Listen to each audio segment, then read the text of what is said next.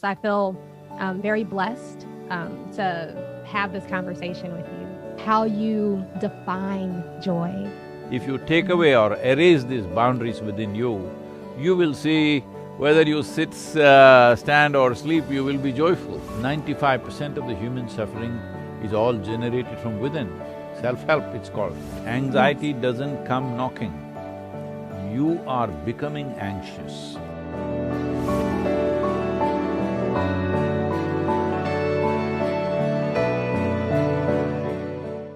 Hello. How are you? Karam, I was just thinking of consulting you how to get these curls like this for me, huh? Oh, I was just on Dr. Oz like 20, 30 minutes ago talking about hair. We did like a whole thing all morning about turning back the COVID clock on aging. So I did like a hot oil treatment and it was a whole thing. So that's why I look the way I do. I usually don't look this like glammed up for podcasts. I No, usually you're have on looking my regular wonderful. stuff. Why?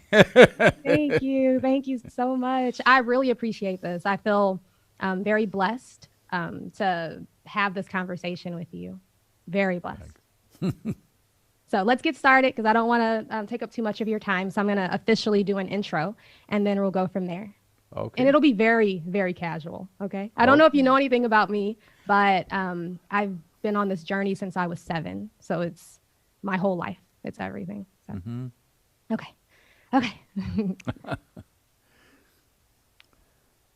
Hello, everyone, and welcome back to another episode of New Growth. I am your host, Nikki Walton, and today I am joined by someone that doesn't need an introduction. He's a rock star guru. He is he is the true guru, and it's not the man, it's the transparency that's there that can shine through, the love can shine through. I call it love, but we can call it joy, we can call it consciousness, whatever you want to call it. It was before we were. So thank you so much for joining me, Sadhguru, today. Namaskaram, This is Nikki. Amazing. Wonderful talking to you. Yes, So you are the beauty and I am the beast, is it, in this whole game? The beauty and the beast? No, I don't see it that way. Not at all. So I share your stuff on Instagram all day, all of your videos. You're very relatable, very down to earth. A recent one, somebody was like, how do you feel? And you were like, how am I supposed to feel? I feel regular, but I know, like, I laughed. And for me, this whole journey has become about, it's like a Easter egg hunt. In every moment, I'm looking for the love or the joy that's already in the background, that's always already in the background. In some moments it's easier and other moments it's more difficult. And when I'm really in that groove, there is no me and there's just that love. Not even the moments, there's just that love, that joy. So I wanted to read a quote from Inner Engineering and just kind of get your definition of joy. This is the one that I pulled. I have lots, but this is the one I love the most. Joy is not some elusive spiritual goal. It is simply the background that is needed for any aspect of your life to unfold magically and wonderfully. So I just love to know, like, how you define joy. Well, if you could define it, it would not be worth pursuing it. Yes, I love that. Because, see, we're calling it by different names. Essentially, it is life. If it's exuberant, in its exuberance, it may be joy, it may be blissfulness, it may be ecstasy. Well, if it's relatable, it may become love. These are all different manifestations of exuberance of life. Joy is not a philosophy that you take on. Like right now, it's become in pursuit of happiness. Where are you chasing it? And why is it elusive? Because you think it's somewhere else. It's just that this life, when it functions in an exuberant manner, not in a depressed way, in an exuberant manner, that means if you open the cork, it is exuberant. If you close it and keep it, then it becomes depressed. So what is opening and closing when it comes to life? See, the fundamental thing is this, well, once you become a human being, what it means is, all other creatures are instinctively bound by boundaries. Like, you may not have seen this in United States, but if you were somewhere else, you would see this. If you were in the wild, you would see it. All carnivorous animals, let's say a dog, if you leave him outside, he goes on peeing all over the place. He doesn't have any urinary infection or problem. He's setting his boundary by his smell. So he's building his own little pea kingdom of whatever. It's a big thing for him because for him to be clear what belongs to him, what doesn't belong to him, he has to set a boundary. But once you become a human being, when I say a human being, in a way, the highest point of evolution on this planet. That means the finest life on this planet must be us.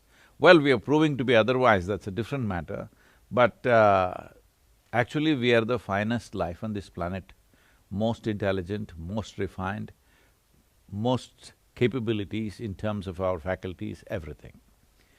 So if this is the finest life, if you look at the longing of this life, what you would see is, whoever you are right now, you want to be something more than who you are right now. This doesn't stop anywhere. Even if I make you the queen of this planet, I'm not thinking of that, I'm just saying, okay? That'd rock, that'd be awesome. Even if you become the queen of this planet, you will not be fulfilled. You will look at the moon, you will look at the other planets, if I give you the whole solar system, you look at a galaxy. If I give you one galaxy, you will look at the next one. Because there is something within a human being wants to expand limitlessly. So this is the fundamental shift that happened between animal nature and human nature. Animal nature is always trying to fix its boundaries because its only goal is survival. Once you become a human being, you're always seeing how to expand your boundaries because what you call as human begins to kick in only when survival is taken care of. When survival is in question, we are like any other creature, biological entities of food, sleep, reproductive needs and survival, essentially. So this dimension of longing to expand is not about more, it wants to expand limitlessly. So the simplest thing is, if one is not identified with the limitations of one's own physical self, one's family, one's community, one's nationality, race, religion, caste, creed, whatever else, if your identity is not like a limit on your ability to expand, then life will be naturally exuberant. When it's exuberant, one form of its expression is joyfulness. So joy is not a practice, joy is not a philosophy, joy is not your ideology in life, nor is joy coming down to you from heaven, because this has happened to the world that all the beautiful things that human beings have been exported to heaven. If you say peace, people say divine peace. If you say love, they say God is love. If you say joy, people will say heavenly joy. No, these are all human things. Your peacefulness, your joyfulness, your loving nature, all these things can happen within you when you are willing. When I say willing, when you are a willing piece of life. You become a willing piece of life only when your identities are not limited. If you put a limit on your identity, then you are willing with one set of people, you are unwilling with another set of people. So in this, it is corked and there is no exuberance to this, but if you take off this cork, because this whole thing is just a mental thing that you have fixed up boundaries for yourself, if you take away or erase these boundaries within you, you will see whether you sit, stand or sleep, you will be joyful. You will even sleep joyfully, I'm saying. I love that.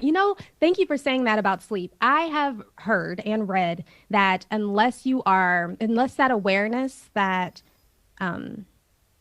unless you have that same awareness during sleep, you're not aware of that true awareness. You're not aware as that true awareness. Is that true? And if so, what does that look like? Because when I'm asleep, I'm asleep. No, no, when you sleep, just sleep. Don't try to do anything else. I go to sleep like with a mantra and I'm like, okay, there's some piece, some part that's gonna be aware. No, I sleep. And then I wake up and I'm like, well, there was sleeping and I'm peaceful now, but I don't know what happened during that time. It's like unconsciousness. See, there are too many things, people coming to me and saying, Sadhguru, in which posture should I sleep? I said, on your back at least when you sleep, give up all this rubbish and just sleep. Sleep like you're dead. That's how I sleep, apparently. Yes, that's how you should sleep. You must sleep like you've gone dead. If you sleep like this, your duration of sleep will naturally come down because you're sleeping deep. Because the body needs that maintenance time. At that time, don't try to do anything. When your car is in maintenance, go and don't start the engine, you'll kill somebody. Exactly, exactly. Let it be. Exactly. Only thing is, why these things have come up is, it is just that, see, awareness is again not an effort. It is like, see, what are you aware of, what are you not aware of, simply depends on what is the brightness of your awareness. So we can use an analogy like a light bulb. Suppose you reduce the voltage for a light bulb, it becomes dim, you know. So if the voltage is at a certain level, suppose you're in a room where there are 25 people, voltage is so low that you can only see 2 people. In your experience, you think only 2 people exist. But if you increase the voltage, you may see 5 people. Then you'll think, oh, there are 5 people. But if you put on the voltage full on, then you see 25 people. So your whole experience of life is dependent upon or determined by what is the voltage of your life energies. So don't try to be aware. If you enhance the intensity of your life energies with the right kind of practice, then you will naturally be aware. This may also seep into so-called unconscious states like sleep, that you become aware of that also. But don't try to be aware, all you will have is disturbed sleep.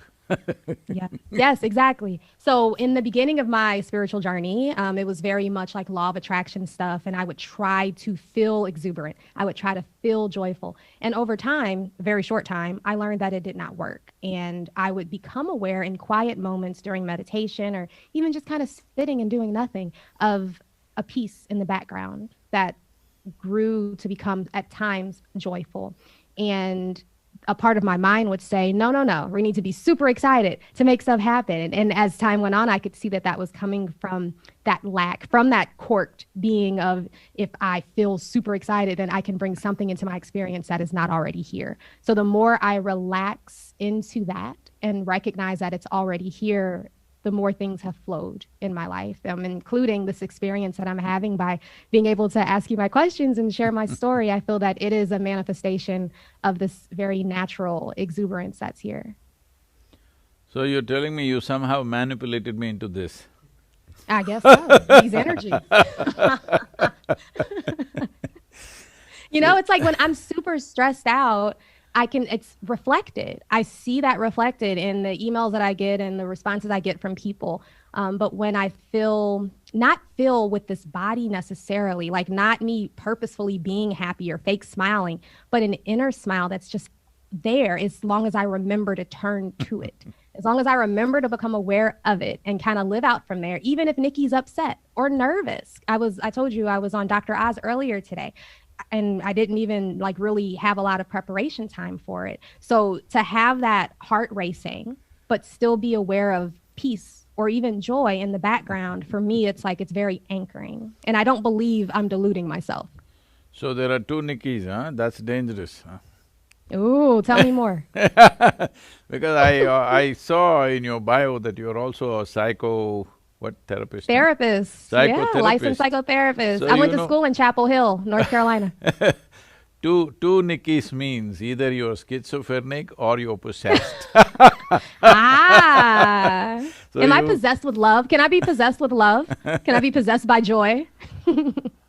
You can possess love. Why should love possess you? Oh, okay. You can possess love, joy, ecstasy in your life. You're capable of possessing all this in your life. These must be your greatest possessions, that you're blissful. People think they Yes. have a car or a home is a big possession. No. The dollars are not the best possession to have. They're useful. Right. They're Right. useful to create a certain amount of comfort for us, but the best possession to have is blissfulness.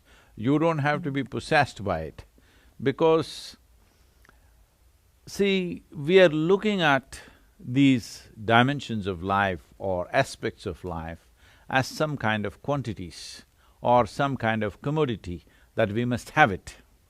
Yes. Happiness is not something that you will have, joy is not something that you will have. You just can become happy, you can become joyful, isn't it? I have joy in my life, what is that? Have you stored it in a balloon or a box or where? I'm asking. There's no such thing as having joy. You can become joyful, you can become loving, you can become blissful. So becoming blissful, becoming joyful, becoming peaceful, what does it mean? See, if your body becomes pleasant, we call this health. Everybody wants it. Body is pleasant right now, this is health. If it becomes very pleasant, we call it pleasure. If your mind becomes pleasant, we call this peace. If it becomes very pleasant, we call it joy. If your emotions become pleasant, we call this love. If it becomes very pleasant, we call it compassion.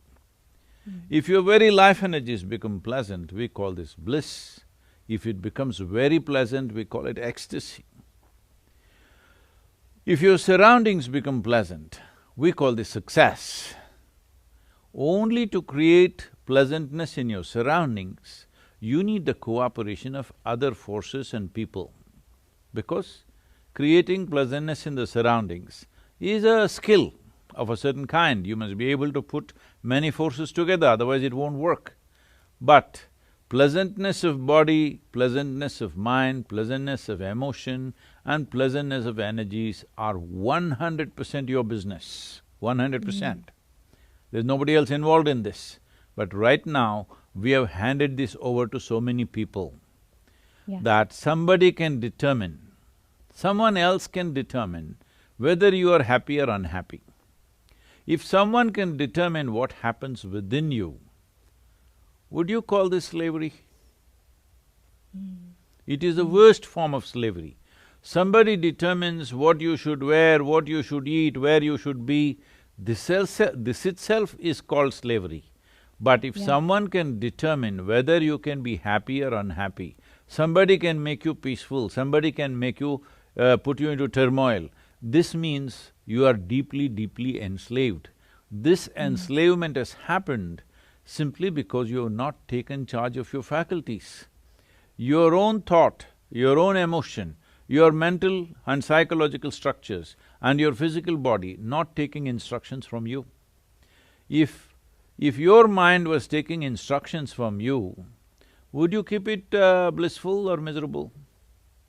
Absolutely blissful. Absolutely blissful. Peaceful, joyful, yes. Sometimes what you want for your neighbor may be debatable, but what you want for yourself is 100% clear, highest level of pleasantness, isn't it? Absolutely, yes. So when this is the case, why such a simple thing is not happening? Can I tell you a small story? Please. This is not really a story, this is what happened to me. When I was just 25 years of age, one day I was just sitting on a small hill near my native town. I don't know, you may not be familiar with India. A little bit. I've been once, Oh. but just to southern India, in Mumbai. Mumbai, okay. Oh, just the wrong place to go. No, I'm coming back, and I'm Mumbai going people northern won't India like next it, time. but I'm just saying that's not India. I'm That's doing Mumbai. North India next time. As soon as everything No, you clears must up, come I'm headed south. back. In south… I'm coming south? Yeah. Yeah? Mumbai What is part? not really south, it's somewhere central India. Further Central. south is where we are, and it's a more beautiful part of India. North is just plains, south is full of mountains and… Is it near like Goa? Yeah, Goa and further down. Okay, Yep. okay. I want to come to Goa too. So this is a city called Mysore, where there's a small hill in the town, and I was just sitting there, and suddenly I realized, suddenly I exploded into a state where every cell in my body was dripping ecstasy. I realized if I just don't mess with my mind, I'm ecstatic. Yes. Then after a few weeks of this experience, that it became such a profound experience for me, and then I decided, I was 25 years of age, and I decided and made a plan. In the next 2.5 years, I will make the whole world ecstatic. Because it's so simple, you don't have to do anything. If you simply sit here without messing around with your mind, you're ecstatic. So on that day, the population was just 5.6 billion people. So I thought in 2.5 years, I made a plan, how I will make the whole world ecstatic. See, now it's 39 years. Yeah. Well, people say we've touched around 1 billion people, but that's not my idea of the world. My idea of the world is 7.6 billion people. But it took me a certain amount of time to realize how invested people are in their miseries. They're so invested that even if you show them the greatest possibility, they don't want to leave what is familiar. Exactly, exactly. So why is this happening to the world? Why so much suffering? See, physical things that happen to us, there is war, there is famine, there is calamities, these are different things. Well, this causes physical pain. But right now if you look at human beings, only about 2 to 3%, maybe 5% of suffering is because of physical causes from outside. 95% is self-inflicted suffering. Physical situations can change, they need not cause suffering to us. Right now everybody is suffering the pandemic. Those who got infected, those who lost their lives, those who lost their dear ones, it's a different thing. All others are suffering. What is it? They're all worried about the economy, they're worried about the future, they're worried about something. I'm not saying it is not an issue. All I'm saying is, see right now what could happen at the most? Maybe in another 6 months' time or 1 year's time, we may have to live like how we were living 10 years ago. Or maybe 20 years ago. 20 years ago, believe me, life was not very bad, it was good. Right. Maybe we'll have to live little with little less. Maybe we will have to live like how our parents lived.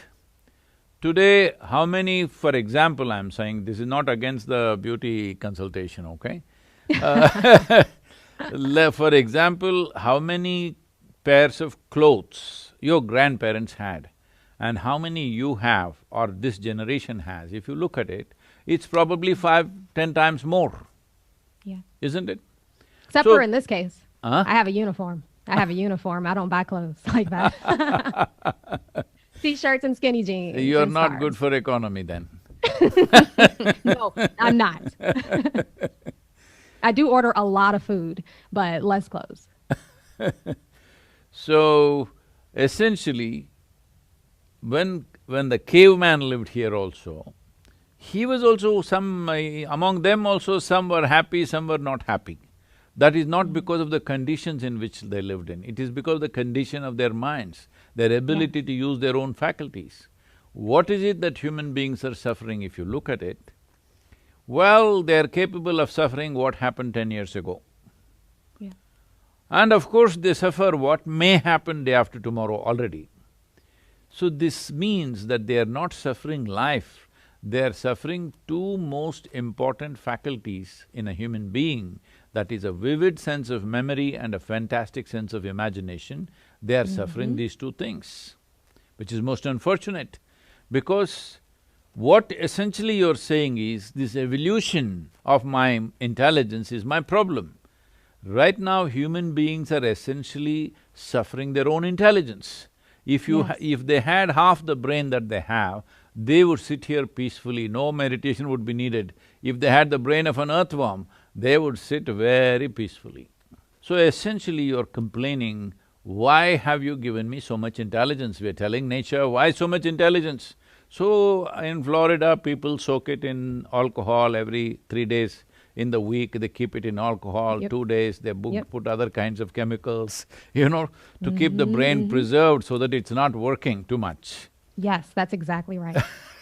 So That's exactly right. I love essentially, that. you did not figure out how to handle your own intelligence. Exactly. So, the fundamental thing is, you have been given the most complex and sophisticated machine on the planet, that is this human mechanism. But you are trying to blunder through your life without even reading the user's manual. This is the only problem human beings have. Outside problems, we will deal with them to the extent that we can, that's all we can do. But 95% of the human suffering is all generated from within. Self-help, it's called. Self-help. So, brass tacks, this is what I want to know. For you, and you might not experience anxiety or fear or worries anymore in where you are, but for someone that's on this path, and if anxiety comes knocking at the door, how does this look in practice? Staying aware as bliss, this natural exuberance that's there even when the emotions are strong or the thoughts are heavy. Well, let me tell you a little story, okay? Yeah. This happened in southern India, further south than where you went, okay? They came to a local village. Somebody came to a local village and they asked, how far is Isha Yoga Center, which is our yoga center? The local boy who was sitting there by the street side said, it is 24,996 miles. They said, what, it's that far away? He said, yeah, the way you're going. If you turn around, it's 4 miles. Yeah.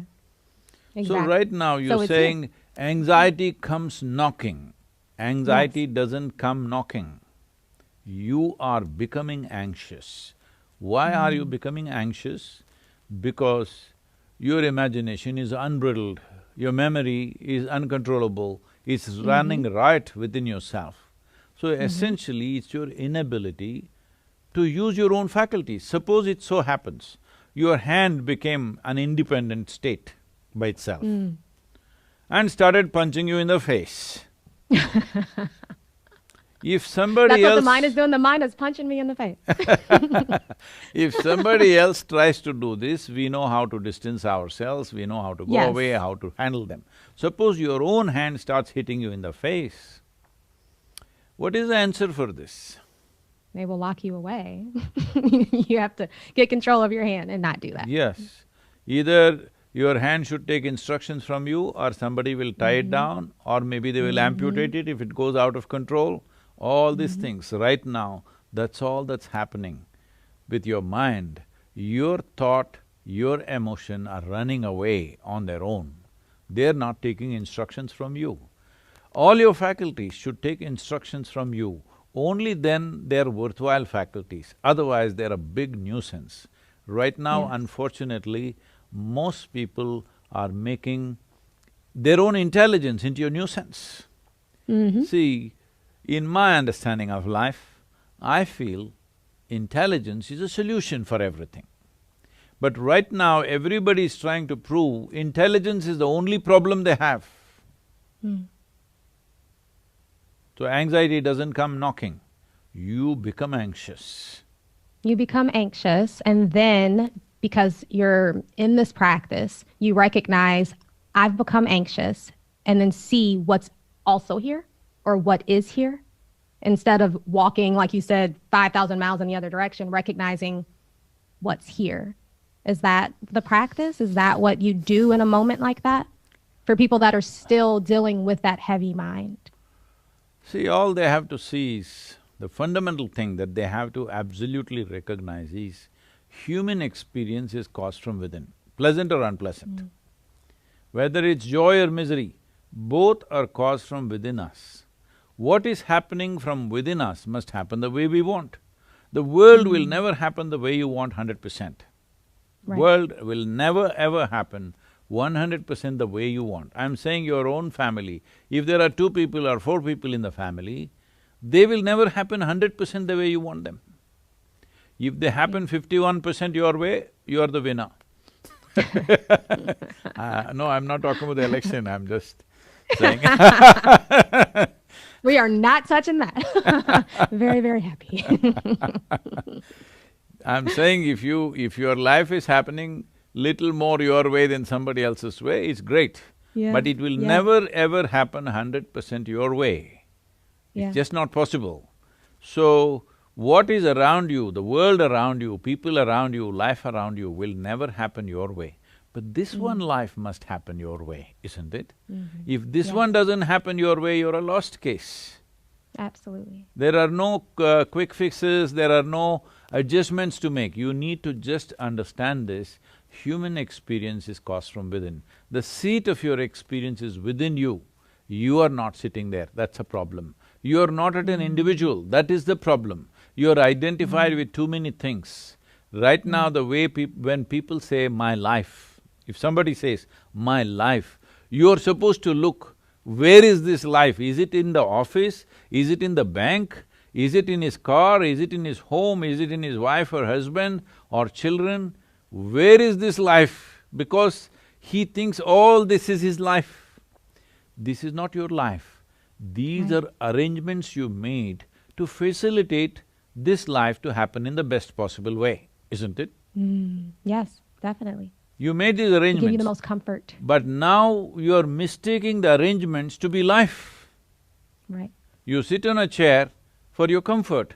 After some time you think you are the chair, you know what happens to you? You will walk around with the chair stuck to you. That's a bad way to live. Right now, Yes. that's all that's happening. With I see. this there is anxiety, with this there is struggle.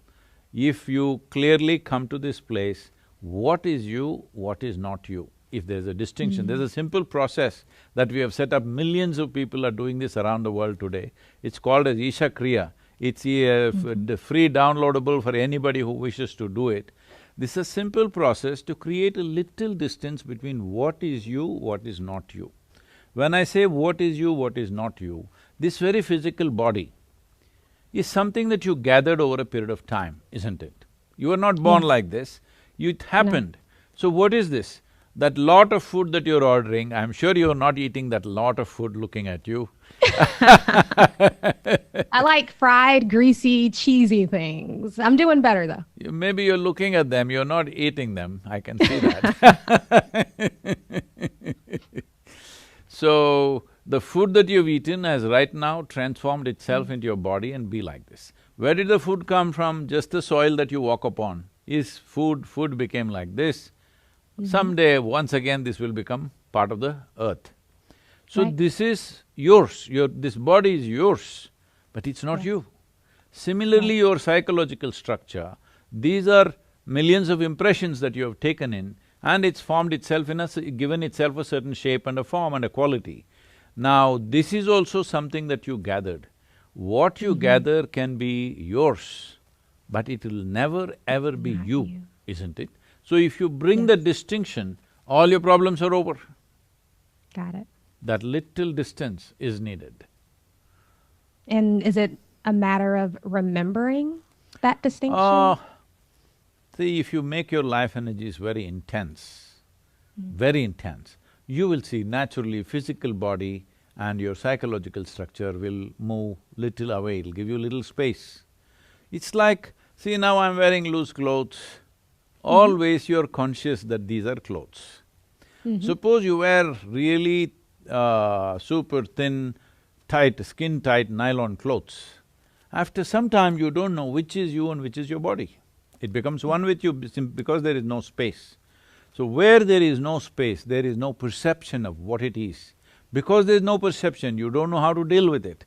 It's like this, on this planet we went on arguing whether this planet is flat or round, this debate was going on, and you know that Galileo stuff and all that. Yes, yes. Anyway, this would have continued forever, but the moment we took off and we started flying, we could clearly see it is round. We went and stood on the moon and looked down, 100% it was round, all right? What is it that gave us this perspective? Because a little distance. Similarly, a little distance from your body, a little distance from the mental structure if you create, you have absolutely know where the handlebars are and you can hold them and manage them the way you want. Yes. I love that. So it's the distance, recognizing that you are not the body, recognizing that you are not the mind, still being there and seeing that energy come through and move through, but knowing that it's not you. Does that sound near You, what you're saying? yes, you will get to learn to use the body and mind to its best. Your Yeah, body and your mind should work for you, never against got you. it. So what you're calling as anxiety, what you call as misery, any form of unpleasantness that generates from within you, either in the form of ill health or misery, essentially it means your own system is working against you. Right, right. No, that's beautiful. I love how you make everything very, very simple. It I also is… wanted to tell you that I'm taking neem in the morning because of you. I've been doing Ah, that now for at least a month now. so So you thank t… you. I tried to do the turmeric too, but it gave me indigestion, so I haven't been able to. Oh, there is a certain way to consume But that. neem is great. Neem is great, it'll bring certain Yeah. What do you translucence to recommend? you and Mhm. and it will… Once you have neem early morning, nothing seems bitter through the day. Yeah, I take it every morning. It's the first thing I do. Mhm. Neem is the first thing I take when I wake up in the morning now, and it's been for at least a month. Like I don't have much of a morning routine except for just kind of marinating as this love, and that exuberance. And then I do a little reading, and then I take my neem, and then I get started with my to-do list or jumping into my phone. I stopped checking my phone and my news feed first thing, and that changes everything. To just kind of remind yourself that you're not the person, that Or you're maybe not we the have to say mind. one more thing, I'm not the body, I'm not the mind, I'm not the phone. I'm not the phone. Yes, because it's become it's another appendage. So in the morning, I'll say not just I'm not Nikki, I'm not the mind, I'm not the phone. I I like think that this one. is I'll add more it. important than the body and mind for a whole lot of people. Man, it's a disgusting addiction. How my thumb will just go to Instagram. It'll just go to my email. I Are check you it doing this in the sleep, huh? compulsively. Are you Yeah, doing this in… absolutely. Not healthy, not healthy at all. It's better now that I'm not checking it as soon as I wake up. And I have set alarms on all of my apps that shut off after an hour, but you put your own passcode back in to get access back to it. So it still takes like a conscious moment to be like, am I going to re-access this app? And usually I do, but it's still a moment to decide. I can choose if I'm going to continue to be mindless. But yeah, no, Neem has been an excellent addition to my routine. So thank you so much for that. Name is a wonderful thing, it will also reduce the number of cancerous cells in our body. It has Yeah. incredible benefits. It is one leaf that's found on this planet who has a very complex chemical system, nearly 104 to 105 different types of chemical compositions are there in that. It's a wonder leaf. So, Mm. I'm glad you're in Florida and you must be getting some fresh neem. Yes, I Rest… am. I am. There's a farm here, not too far in Brandon, Florida. And so that's where I get my neem from, and it's fabulous. So I know that we're actually coming near the end of our time together, and I wanted to give you a chance to just let my audience know where they can keep up with you at. Well, oh well, I'm not good at this, you should only say these things. Well, Maybe I'll record like a short thing at the end for us. Like catch we're him on here in Instagram at. Tennessee, on the border of Tennessee and Georgia, near McMinnville. This is where the Isha Institute of Inner Sciences is. And of course, we are in southern India, a much larger center out there. And this is a place you must visit, it's it's an extremely beautiful space out here. And apart from that, of course, there is an engineering.com and whatever else. There is a Sadhguru app, if you download that, everything is there in that. It's called the Sadhguru app, it's free, downloadable. And there are various meditations guided meditations that one can practice from this. And also very simple forms of yoga which are called as Upa Yoga, which one can do or practice without any risk of doing it wrong, because proper yoga must be done under care. Just doing it from a book or a video is not a good thing to do, but this is called Upa Yoga, which are very, very simple processes that anybody can learn to do. So, As I said, now I'm kind of condemned to be a failure in my life, that the entire world being blissed out is, not happening. So, I'm only trying to increase my percentages, so tell them that let me be a little better failure than what I am right now. But I'm a blissful failure, so don't worry about me. Blissful failure. I aspire to be a blissful failure. I love that. Thank you, Nikki. Wonderful talking to Thank you. you so much. You must I come and visit appreciate us you. here. You must come and Oh, visit us I at am Tennessee. absolutely coming that way. I love Tennessee. I used to drive through the mountains all the time. I'm between Missouri and North Carolina, so I'll definitely head up there. Do you all have silent retreats? I crave a good Yes, silent retreat. there's a 21-day silent retreats going on right now. You can join the 3-week thing. I wish I was there. I think, yeah, I need that in my life. And whenever I feel the need to go away, like to a cave, I remind myself that that exuberance that would be We in the also cave have is a here where cave. I am. We Oh, I also would have go a there. cave. I didn't know that you're drawn to the caves. Anywhere that's quiet, quiet, quiet, quiet. And but then, like I said, it's always like a constant reminder, even though you're not on the beach, even though it's not quiet in this house because the two kids are yelling, the peace is here, the exuberance is here, and just identifying as that as opposed to the need for quiet, you know? I'm here till end of December. We'll be glad to see you when you come. Namaskar. Yes, I'll be Thank there. you. Thank you so much. Thank you.